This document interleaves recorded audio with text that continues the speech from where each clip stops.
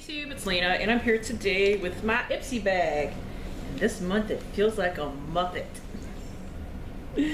But first, as always, let me go over the products I had last month. My husband did this video for me last month as a kind of 1,000 subscriber surprise for you guys, because he's silly like that.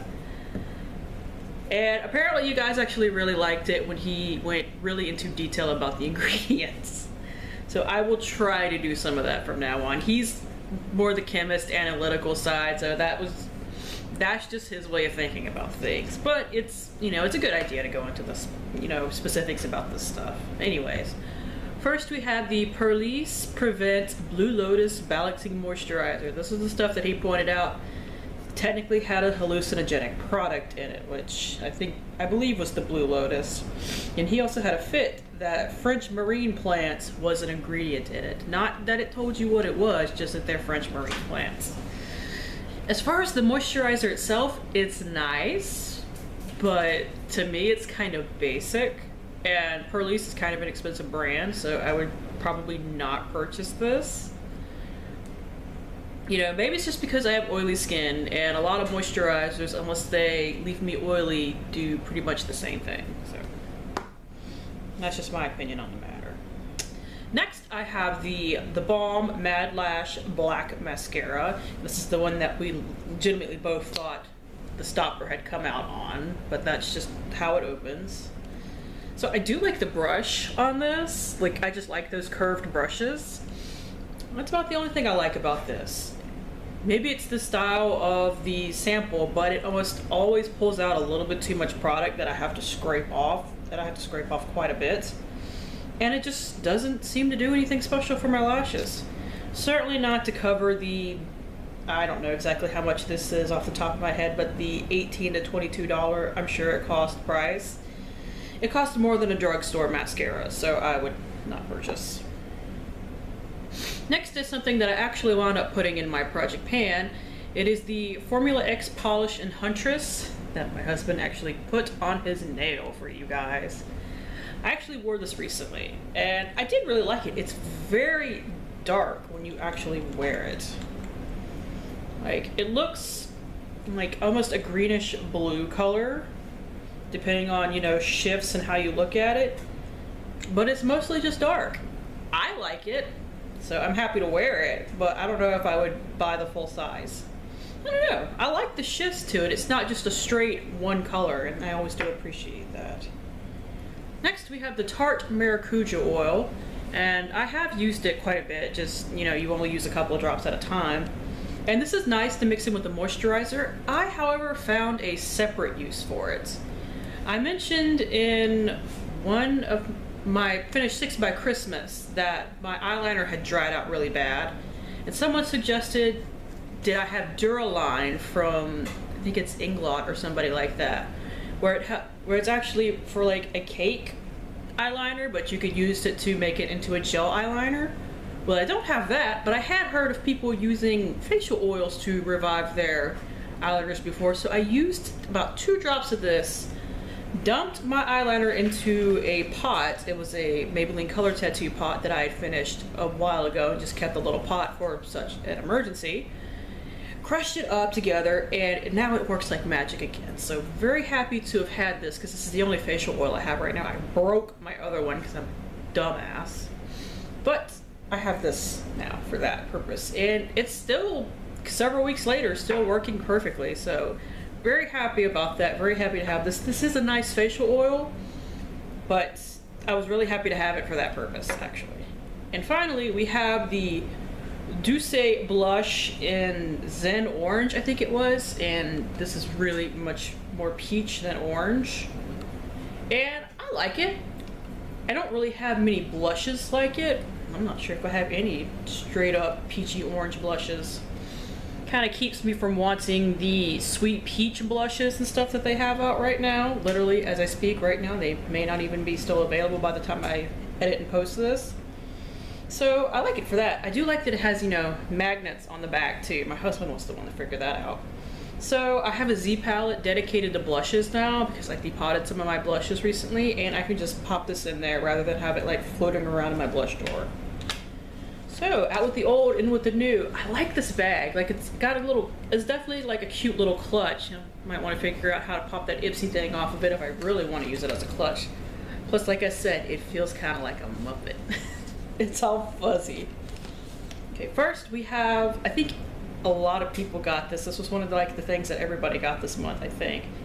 It is a NYX Prismatic Eyeshadow in Fireball. If you guys have been following me for a while, you know I love this eyeshadow formula. I actually pulled out my box of eyeshadows before I unwrapped this to make sure that I had it or not. I do not have this color. So I now have 7 of these, and I have one more coming in the mail soon. I rebought Mermaid, actually. So this is the shade right here. And these are so pretty and shiny. And they mix really well with other shadows too. But that is it right there. It's definitely like on that warm eyeshadow trend. So I'm very happy to have that. I'm very glad to find out I did not have the damn thing already. They sent me another brush. This is the Royal and Langnickel Angle Shader Brush. I did not make up that name. Langnickel. It does feel very soft. I'm glad it's not white. It's black with a purple tip, so it shouldn't stain too horribly. So I'm happy to use that. We'll always take another good brush from Ipsy. I've only had one bad brush from them. I don't remember the name of it. It was something that started with a B, but it was really scratchy and I wound up getting rid of it. Next is a Hikari liquid eyeliner. And at first it's like, oh god, they sent me another black eyeliner. Nope, it's purple. It's in the shade Iris. Now, I have swatched this already. Like, I swatched it before. It takes a couple of, go-overs to make it opaque. And this time the tip's not so long that, it starts flopping and everything like that, which I'm really glad of. That's one swipe, and that's about 3. The thing is, though, once this sets, on my hand at least, it don't move. Like, I literally had to break out makeup remover to get it off my hand. So, very excited to try this out, actually. Let's see. Next, we have a lip balm. Kind of wish they wouldn't send me lip balms because I have so many. This is the Jersey Shore Cosmetics Peppermint Moisture Rich Hydrating Balm.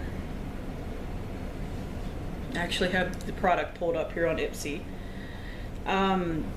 Sunflower oil, cocoa butter, and coconut oil is mainly what it contains. This is a natural, organic, non-GMO brand. They do not test on animals or anything like that.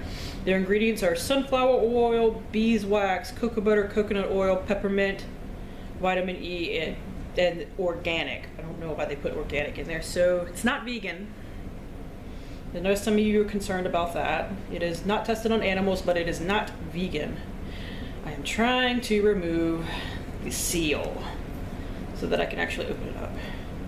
And at first I thought I had an issue with them putting peppermint and stuff like that in my lip balms. Turns out I'm allergic to EOS lip balms now. Oh crap, that is straight up peppermint. I'm not surprised, but it's potent. Let's see. And the last thing that I had to do a little research on because I did not like it when I first tried it out.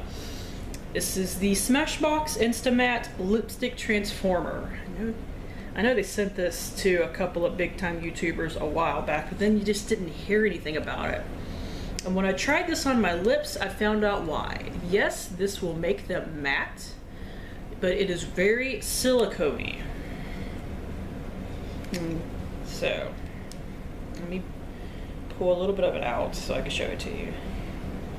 Honestly, to me, it looks like their face primer. Like, it looks matte on my hand. I have no idea if you can see that or not, but it definitely does go on matte. I think I may have used too much the first time because it actually had like, when you have some really goopy lip glosses and they like leave a trail between your lips, it was doing that. So I looked it up on Sephora.com and I saw a couple of people suggesting their versions of how they use this. Like somebody said that they use this with their super drying liquid lipsticks because you still get that matte feeling, but then it's not so drying. So I'll try this out a couple of different ways. I'll try it out on creamy lipsticks more, but just use a little bit less. I have lip gloss on right now, or I would put it on my lips for you right now and show you. I'll make sure to do that when I bring up my review of this next month, like my full review. But I think I'm gonna try it on some liquid lipsticks too, some of my more drying ones, to see if maybe makes them a little bit more wearable, like my ColourPop Ultra Matte Liquid Lipstick, which I do love, but it is a drying bastard. So that's it. Thank you guys for tuning in. As always, I do really appreciate it, and hopefully I will see you later. Bye.